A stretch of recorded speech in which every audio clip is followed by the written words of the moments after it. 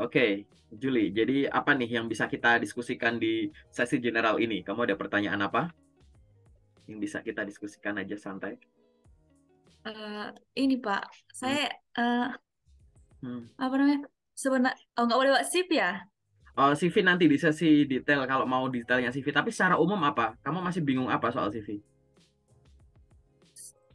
Ini aja sih Pak, soalnya sebenarnya kita kalau buat CV itu untuk ngelamar ke perusahaan itu bagusnya itu Hmm. yang pakai ATS itu apa yang dari Canva itu ya Pak?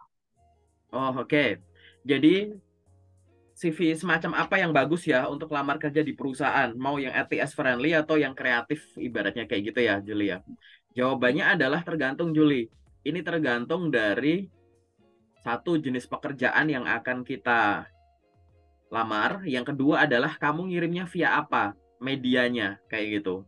Misalkan gini, kamu mengirimkan lamaran melalui job portal gitu atau website perusahaan yang kamu harus upload atau lamarnya tinggal apply klik klik klik klik gitu.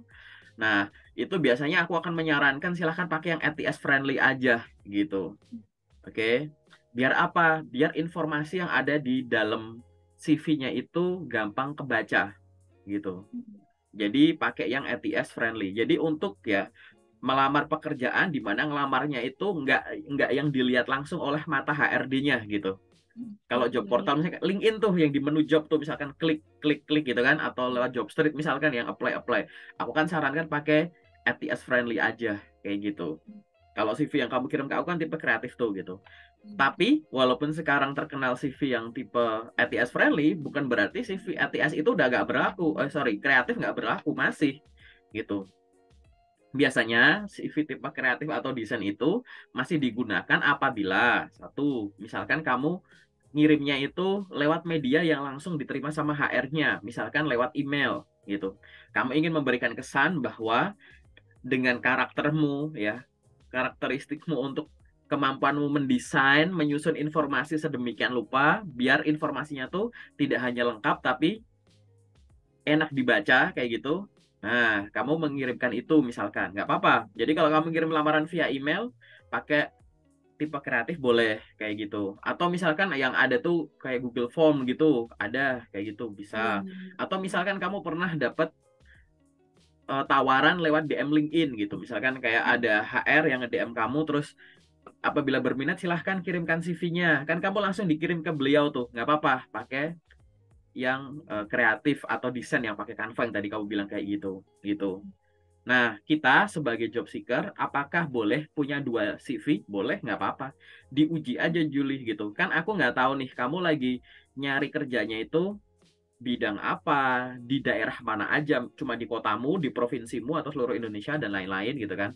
Pekerjaan yang biasa kamu cari itu lebih banyak ditemukan untuk dilamar via email atau yang langsung diterima sama recruiter atau yang harus lewat job portal kan aku juga nggak tahu.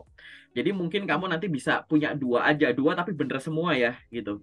Dua bener, terus nanti diuji tuh gitu. Iseng buat nguji tuh kayak gini. Iseng kamu bikin target harian. Aku tuh sehari minimal harus ngirimkan 10 lamaran misalkan. Nah, 5 lamaran coba kamu kirim pakai yang ATS, 5 lamaran kamu pakai yang kreatif gitu. Boleh kayak gitu, tapi rutin tiap hari buat diuji dan nanti setiap lowongan yang kamu lamar menggunakan CV tertentu kamu rekap ya di Excel gitu misalkan. Atau kamu ada data tanggal sekian, perusahaan ini, posisi ini, dapat info lokernya dari sini, ngirimnya via ini menggunakan CV yang ini gitu. Nanti kalau kamu udah kumpulin gitu, nanti kamu akan paham bahwa, oh aku total tuh selama misalkan 2 minggu aku udah ngirim 100 lamaran misalkan. 50 berarti pakai yang ATS, 50 yang kreatif. Tapi dari 100 lamaran tuh panggilannya tuh ada katakanlah 15. Tapi 15 gitu. Yang 12 itu ternyata yang kreatif, yang ATS cuma 3. Nah, itu kan jadi pertimbangan lagi tuh. Oh, berarti yang ATS nih udah bagus nih, menarik nih. Ya kan? Responnya udah bagus, tinggal pertahankan. Kalau perlu tingkatkan. Jumlah loker yang kamu lamar menggunakan itu tingkatkan. Habis itu yang ATS ini dicek, ya kan? Yang kreatif kok banyak, yang ATS gimana nih gitu. Apa yang kurang, apa yang perlu diperbaiki kayak gitu. Sebenarnya mau desainnya yang manapun nggak masalah ya. Yang penting apa? CV itu harus memenuhi 5 informasi dasar, Juli. Pertama tuh harus ditulis dengan jujur. Jujur tuh ya semua pengalaman yang kamu tulis tuh ya kamu alami sendiri ya nggak sih gitu. Tapi jujur aja juga nggak cukup. Harus ada yang nomor 2, yang namanya itu adalah relevan. Jadi kamu ngelamar sebagai apa, informasinya juga harus ada di dalamnya. Jadi kita sebagai pembaca CV akan punya gambaran awal bahwa oh ini anak lamar ke sini tuh karena dia punya modal loh. Entah modalnya itu pengalaman kerja sebelumnya, magang sebelumnya, pendidikan sebelumnya, pelatihan sebelumnya gitu. Karena kalau nggak relevan, nggak ada alasan di dalamnya, ya kita anggapnya ya ini jangan-jangan cuma pengen aja. Jadi kamu cuma bermodalkan pengen, tapi kamu belum punya modal bisa apa, punya apa gitu. Nah itu akan kelihatan tidak lebih menarik dari kandidat yang lain gitu. Kamu harus menyadari bahwa satu, kamu akan dinilai dari apa yang tertulis dulu di CV, ya kan? Kan kita nggak kenal, kamu ngirim CV ke aku misalkan, aku megang di CV-mu, ya kan kamu akan aku nilai dari yang tertulis di sini. Kalau yang tertulis di sini nggak lengkap ya, mana aku tahu, misalkan kamu anak kuliahan, pengalaman pendidikan yang kamu tulis cuma sampai SMA atau SMK, aku pegang. Oh ya, yang aku tahu ya kamu pendidikan terakhirnya SMA atau SMK gitu. Mana aku tahu kamu anak kuliahan, kalau nggak ditulis di sini. Nah, kayak gitu. Jadi pastikan yang kamu tulis itu relevan dan lengkap. Nah, tadi kan satu jujur, dua relevan, tiga itu lengkap. Lengkap itu maksudnya ada informasi yang hanya ditulis poin-poinnya aja. Tapi nanti juga ada informasi yang butuh kamu jabarkan, kayak gitu. Nanti di sesi detail aku jelaskan gitu. Jadi harus lengkap tuh kayak gitu. Jangan sampai yang harusnya dijabarkan malah ditulis seadanya. Yang harusnya ditulis biasa aja malah dipanjang-panjangin. Atau lebih parahnya lagi, yang harusnya ditulis malah nggak ada. Nah, informasi yang nggak penting malah ditulis. Nah, jangan sampai kayak gitu. Ya, tadi ada 5 ya. CV itu harus jujur, harus relevan, harus lengkap. Lengkap. Yang nomor 4 adalah harus menarik. Nah, gunakanlah bahasa-bahasa yang menarik. Menarik untuk orang. Kamu udah punya pengalaman kerja belum? Udah punya pengalaman kerja? Udah. Sudah, Kak. Orang yang sudah punya pengalaman kerja, biar menarik itu nomor 1, munculkan angka. Angka. Angka yang ada satuannya. Sekian orang, sekian jam, sekian barang, sekian pieces, sekian rupiah gitu. Misalkan aku bisa jadi sales gitu ya. Mampu menjual, atau tadi misalkan aku misalkan jadi sales sesuatu gitu ya, mampu menjual sekian pieces barang rata-rata per bulan senilai sekian juta misalkan gitu. Atau aku jadi leadernya misalkan gitu, memimpin apa misalkan 4 orang supervisor dan 15 orang staff gitu untuk menjual produk ini di area Sumatera Utara misalkan kayak gitu. Jadi munculkanlah angka-angka kayak begitu biar kita tuh ada gambarannya gitu, biar menarik. Yang kedua, biar menarik lagi adalah orang yang sudah punya pengalaman kerja, di CV-nya itu ditulis prestasinya. Jadi pengalaman kerja itu kan dijabarkan tuh di CV gitu ya. Nanti di sesi detail tetap aku jelasin lagi. Jadi di dalamnya itu minimal harus ada 5 info. Kebanyakan orang pengalaman kerja cuma nulis 4. Malah ada yang cuma 3. 5 info ini apa? 1, nama perusahaannya. Coba diingat-ingat. Ada nggak kamu tulis? Ada ya, pengalaman kerja. Yang kedua, periodenya. Kapan sampai kapan? Ada ya, periode. Ada kan? Yang nomor 3, jabatan kamu sebagai apa? Ada. Yang nomor 4, Ada. tanggung jawab kamu sebagai apa? Yang biasa di breakdown tuh jadi beberapa bullets gitu. Nah, yang nomor 5 adalah breakdown juga, tapi isinya achievement atau pencapaian. Nah, itu yang orang kadang lupa. Kebanyakan cuma nulis 4 aja. Nama perusahaan, periodenya kapan, jabatannya apa, terus rincian tanggung jawabnya apa. Gitu. Tapi achievementnya lupa ditulis kayak gitu ya. Malah kadang yang harusnya ditulis aku bilang tadi tanggung jawab, dia nulisnya malah job deskripsi gitu. Kalau job deskripsi sama tanggung jawab beda ya. Contoh kalau job deskripsi gini, misalkan aku punya kerjaan itu sebagai cleaning service gitu, maka aku akan breakdown. Kalau job desk tulisnya cuma gini, membersihkan atau menyapu semua lantai setiap hari gitu, atau beres-beres gedung gitu. kayak umum aja loh. Itu job desk. Artinya ya semua orang yang kerja jadi cleaning service ya begitu. Tapi kamu nggak memunculkan deskripsi pembeda di antara aku sebagai cleaning service dibandingkan dengan cleaning service yang lain apa. Misal, membersihkan gedung 20 lantai setiap harinya gitu. Jadi kayak, oh kamu jadi cleaning service, mungkin bangunanmu kecil, 20 lantai loh, dari bawah sampai atas. Misal, contoh. Atau misalkan aku jadi guru bahasa Inggris nih. Terus aku nulisnya adalah cuma mengajar murid-murid gitu. Menyampaikan pelajaran bahasa Inggris kepada murid gitu. Itu kayak umum banget loh. Semua guru bahasa Inggris ya gitu. Nggak ada guru bahasa Inggris mengajar bahasa Korea ke murid ya. Guru bahasa Inggris yang ngajar bahasa Inggris ke murid-murid. Cuman bukan itu. Yang kita cari itu adalah tanggung jawab. Misal, mengajar mata pelajaran bahasa Inggris sesuai kurikulum untuk siswa kelas 10, 11, dan 12. Beda kan? Gitu. Walaupun kamu bahasa Inggris juga, barangkali kamu guru bahasa Inggris SD atau SMP, aku SMA. Nah, kayak gitu loh. Hanya dengan pembeda kecil itu yang membedakan antara job deskripsi dan tanggung jawab. Nah, banyak orang tuh nulisnya itu jadi kayak begitu. Nanti aku cek tuh di sesi detail. Yang kamu tulis itu cuma job deskripsi atau tanggung jawab gitu, misalkan. Gitu. Apa misalkan call center gitu. Mengangkat setiap telepon yang masuk. Kenapa kamu nggak sebut aja gitu? Gitu. Melayani customer atau melayani customer yang menelpon masuk rata-rata berapa misalkan 90 angkatan telepon per hari gitu. Munculin angka itu. Mungkin kamu call center juga. Paling kamu dalam jam kerja kamu ngangkat berapa? Aku bisa 90 nih. Atau aku bisa 200 nih gitu. Munculin angka-angka semacam itu. Itu yang bikin menarik ya. Dua hal kunci ini aja.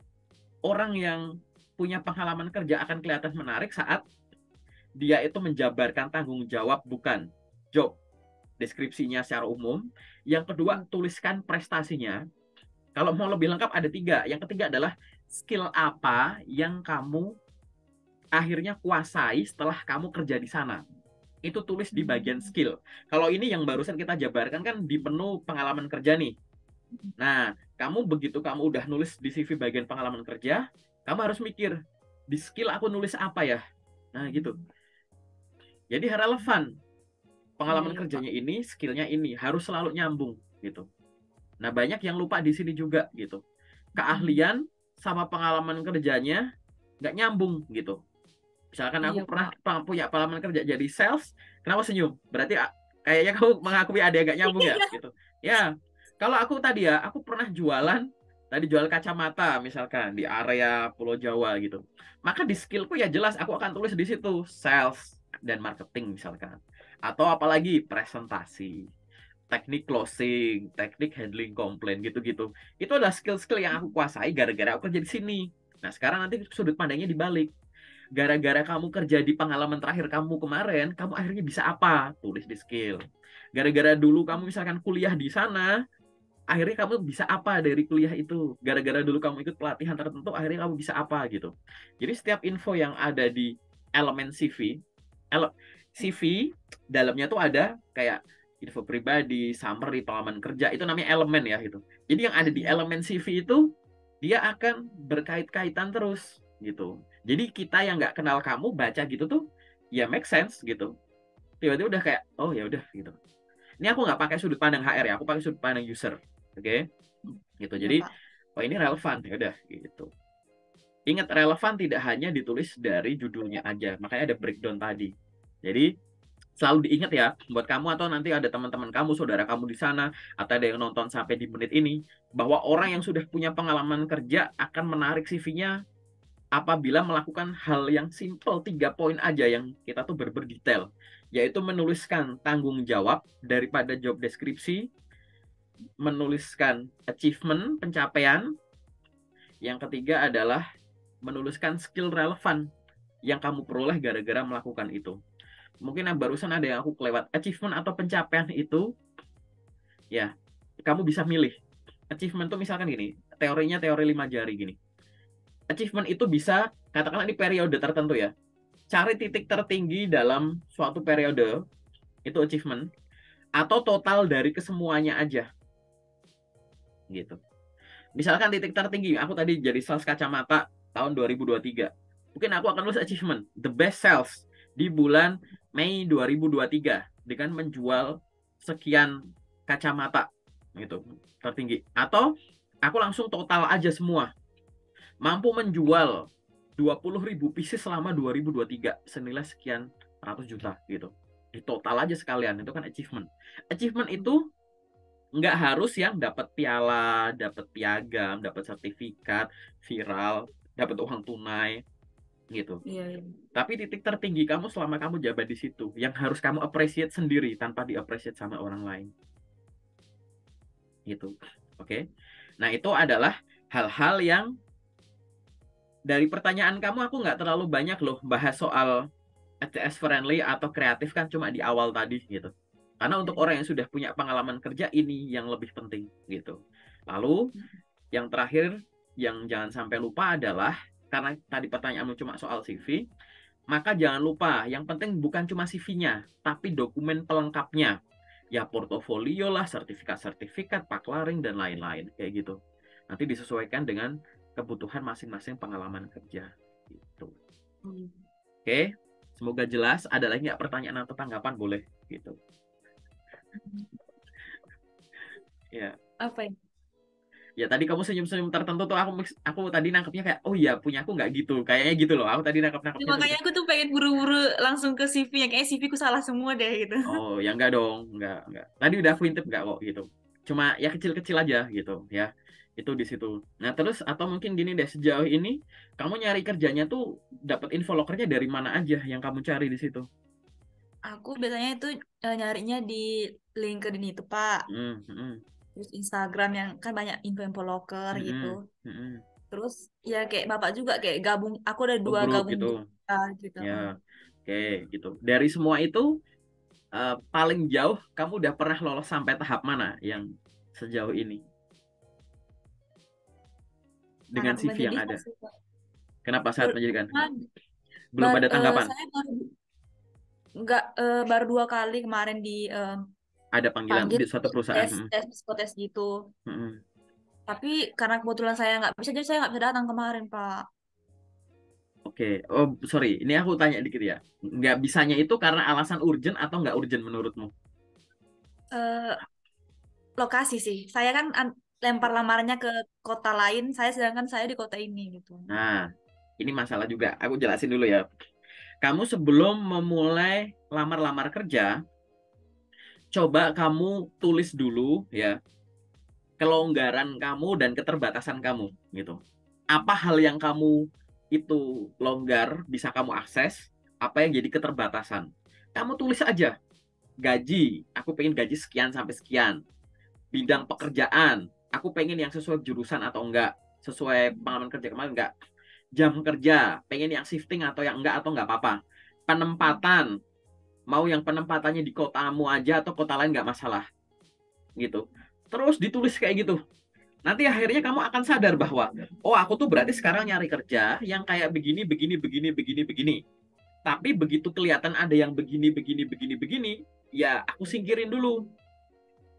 Daripada nanti kamu coba dulu, tapi akhirnya ada keterbatasan. Misalkan tadi, kalau terkait dengan lokasi tes, ini belum penempatan kerja loh, baru lokasi tes. Nah kan, Iya. kamu pikirin dulu, lokasi tes ini, itu adalah kendala sementara. Maksudnya sementara tuh cuma kayak, kebetulan yang kemarin itu aku lagi nggak bisa ke sana, tapi ke depan besok-besok aku bisa ke sana untuk tes. Nah, kalau kendala sementara ya udah nggak apa-apa, lamar lagi.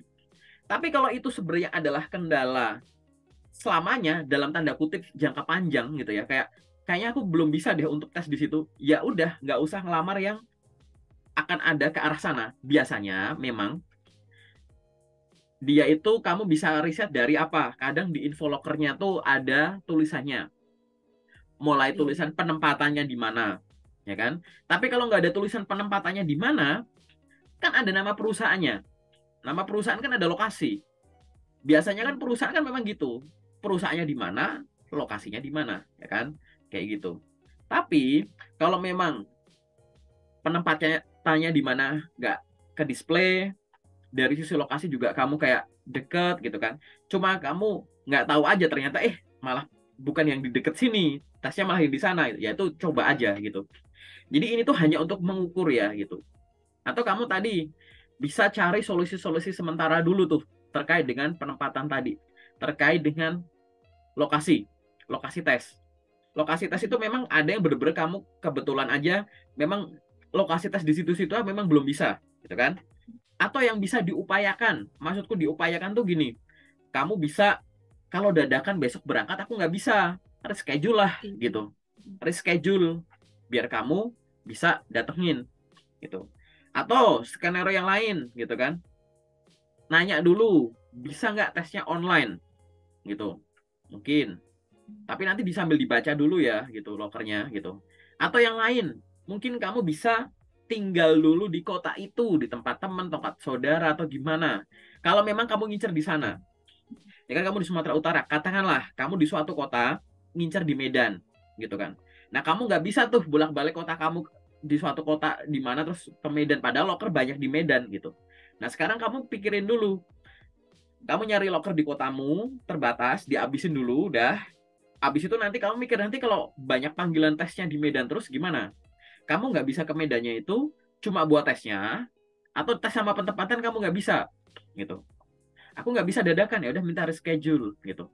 Atau kamu ada rekan atau apa tinggal di sana dulu nggak apa-apa, ngirim banyak dulu di sini terus kamu stay dulu di sana gitu. Kalau memungkinkan, ini cuma skenario aja ya gitu biar kita kebayang gitu bahwa oh di sana masih bisa ada yang bisa diupayakan, menunda, nge-reschedule, ganti medianya jadi online gitu ya, atau kamu stay dulu di mana. Itu semua aku balikin lagi ke teman-teman yang punya kelonggaran dan keterbatasan tadi. Ini kebetulan contohnya dari sisi lokasi gitu kan.